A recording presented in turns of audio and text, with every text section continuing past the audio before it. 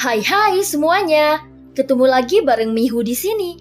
Oh iya, kali ini Mihu akan membawakan alur cerita dari film Donghua yang berjudul Battle Through the Heaven.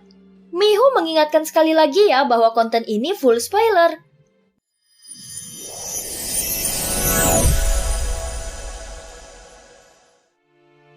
Melanjutkan dari kisah sebelumnya.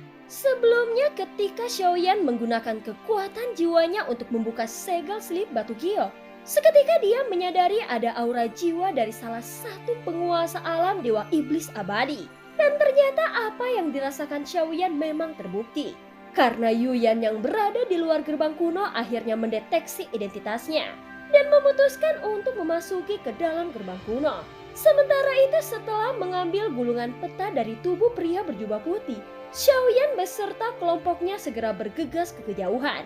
Namun ternyata mayat pria berjubah putih itu hidup kembali. Pada saat ini kelompok Xiaoyan ditiup angin sampai akhirnya mereka berada di atas langit sebuah istana. Ketika Xiaoyan dan yang lainnya memasuki halaman yang berada di sekitar istana, terdengar suara ledakan yang bergema dari dalamnya. Saat mendengar suara itu, mereka melihat beberapa orang yang terlibat dalam pertarungan di kejauhan. Pertarungan antara mereka sangat sengit dengan jumlah korban yang tampaknya tidak sedikit. Meskipun harus melewati setitik lumpur, aku harus tetap hidup, ucap pemimpin mereka tampak begitu khawatir. Pada saat ini Xiaoyan menyadari bahwa ada mata yang mengamati mereka dari dalam kegelapan. Dan sosok itu memiliki aura pembunuh yang kuat. Sepertinya jika Xiaoyan dan yang lainnya berani masuk, maka dia akan menyerang mereka tanpa ragu-ragu. Xiaoyan segera menyebarkan kekuatan jiwanya dan menyadari bahwa kekuatan sosok ini tidak begitu kuat dan bahkan lebih lemah dari kekuatan mereka. Pada saat ini aura pemimpin itu meledak dan setengah dari mereka yang menyerangnya segera menghilang. Xiaoyan tidak lagi memperhatikan aula tersebut, melainkan dia melangkah maju menuju ke dalam istana. Di atas pintu masuk istana, terdapat sebuah papan yang bertuliskan dua kata dari tinta emas. Kata itu adalah Istana Perak. Pada saat ini Xiaoyan dan tiga lainnya memasuki aula dengan langkah yang tergesa-gesa. Dan segera terdengar tawa dan suara-suara yang aneh. Puluhan bayangan yang tampaknya memegang senjata itu segera muncul dengan membawa semangat yang kuat dan langsung menuju mereka. Di antara puluhan bayangan itu, 4 diantaranya adalah makhluk keabadian. Dan yang terkuat telah mencapai langkah kelima. Seketika mereka langsung bergegas menyerang dengan kekuatan yang mematikan. Pada saat ini Long Biao dan Jin Dongming bergerak tanpa menunggu instruksi dari Xiaoyan. Dan mereka langsung memimpin serangan. Meskipun Zhonggu tidak sekuat mereka, namun dia masih berani ikut berkontribusi dalam pertempuran. Tentu saja dalam situasi seperti ini, dia tidak berani hanya tinggal diam. Pada saat yang sama Xiaoyan melihat ke sekelilingnya. Dia merasa sepertinya tidak perlu turun tangan dalam pertempuran ini. Dia segera melangkahkan kakinya dan bergerak tanpa ragu menuju aula utama. Saat Xiaoyan tiba di pintu aula, dia segera mencium bau darah yang kuat. Setiap sudut aula dipenuhi dengan aura kematian. Dan sebelum dia masuk, Xiaoyan sudah merasakan kehadiran kekuatan yang kuat di dalam aula ini. Namun jika dibandingkan dengan aula sebelumnya, aura kekuatan kematian di sini jauh lebih kuat. Setelah berhenti sejenak, Xiaoyan langsung melangkahkan kakinya memasuki aula tanpa ragu-ragu. Saat berada di dalam aula, fokus Xiaoyan segera tertuju pada sosok yang tergeletak di tengah kolam di pusat aula dan itu terlihat seperti mayat. Saat mata Xiaoyan tertuju pada mayat itu, suara-suara aneh bermunculan di sekitar aula. Seketika orang-orang dengan penampilan dan pakaian yang berbeda-beda tiba-tiba berkumpul dari berbagai tempat di dalam aula. Meskipun penampilan mereka berbeda, namun mereka semua menunjukkan gelombang kekuatan yang kuat. Xiaoyan berpikir bahwa mereka adalah sosok kuat yang berasal dari dunia luar yang berhasil memasuki gerbang kuno sebelumnya. Melihat pemandangan ini, seketika membuat Xiaoyan merasa dirinya seperti telah jatuh ke dalam dunia yang tidak dapat dibayangkan. Pada saat ini Xiaoyan mengabaikan suara-suara aneh di sekitarnya dan mulai mendekati mayat itu. Terlihat tubuhnya mengalami perubahan dan luka-luka di tubuhnya pulih secara perlahan yang membuat Xiaoyan menjadi terkejut. Apakah mungkin mayat ini masih bisa hidup kembali? Ucap Xiaoyan bergumam di dalam hatinya. Dia merasa bahwa orang-orang ini telah melakukan sesuatu yang misterius, atau mungkin ada rencana dan tujuan tertentu di balik semua ini. Namun tidak ada gelombang energi lain yang terdeteksi di sekitarnya, yang membuat Xiaoyan merasa seperti berada di dunia ilusi. Kekuatan langkah keenam bisa dianggap tidak lemah, dan aku bisa membiarkanmu ikut berpartisipasi dalam pertempuran. Tetapi kau harus menunggu giliran untuk menyerang. Ketika Xiaoyan memikirkan masalah ini, tiba-tiba mayat yang berada di depannya sudah duduk bersila dan berbicara perlahan. Sosok ini juga memancarkan gelombang energi yang sangat kuat. Yang lebih menarik lagi, ada beberapa orang yang menemaninya di sekitarnya. Dan dari penampilan mereka, tampaknya mereka juga tidak lemah. Melihat pemandangan ini, Xiaoyan merasa sedikit bingung. Dia tidak mengerti apa yang sedang terjadi. Sepertinya dia belum memahami sepenuhnya jenis dunia tempat di mana dia berada saat ini. Saudara Feng Qiang, tidak perlu banyak basa-basi. Kekuatan kita di sini sudah cukup untuk menghadapi penguasa istana perak ini.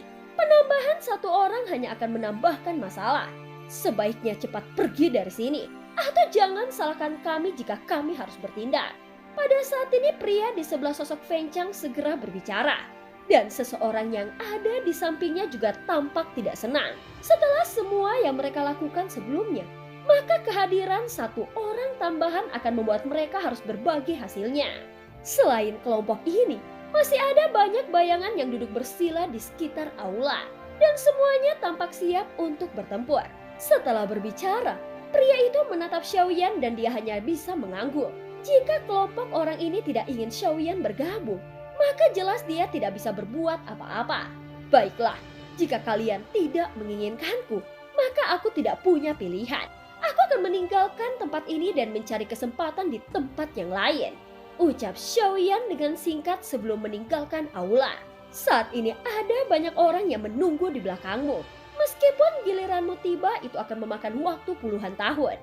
Ucap Feng Qiang. Tiba-tiba Feng Qiang membuka mulutnya dan nada suaranya terdengar lebih lembut. Tetapi sejak awal, Xiaoyan sudah memprediksi bahwa orang-orang di sini pasti akan berpikiran dingin terhadapnya. Saat ini Xiaoyan tidak banyak berbicara lagi, dan dia langsung berjalan ke tempat terdekat. Lalu dia duduk tanpa terburu-buru.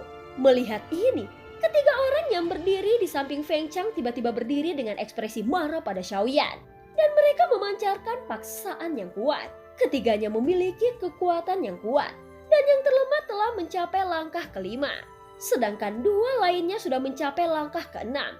Kekuatan mereka di antara orang-orang ini bisa dianggap sebagai yang teratas. Dan mereka tidak takut pada Xiaoyan yang juga berada di langkah keenam. Saat berikutnya, mereka bersiap-siap untuk melangkah ke arah Xiaoyan. Dan tampaknya mereka bermaksud untuk mengusirnya dari aula ini. Hei, tunggu sebentar. Tiba-tiba Feng Qiang berbicara dan menghentikan ketiganya. Saudara, kita semua datang dari dunia luar. Kita hanya ingin mencari keberuntungan di gerbang kuno ini. Mengapa kita harus menyakiti satu sama lain? Ucap Feng Qiang menatap Xiaoyan yang sedang duduk bersila dan berbicara dengan tulus. Dia tampak baik hati. Dan Xiaoyan segera membuka matanya perlahan. Aku akan membunuh pemilik istana terlebih dahulu. Setelah itu aku akan pergi dengan damai. Ucap Xiaoyan berkata dengan suara yang dingin. Saat kata-katanya keluar, ada tawa yang menggelegar terdengar di seluruh aula.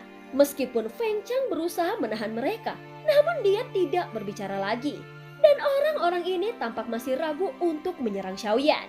Pada saat ini Feng Qiang menunjukkan kilatan dingin di matanya ketika dia melihat mereka lalu berkata, Saudara-saudaraku, mengapa kita harus seperti ini?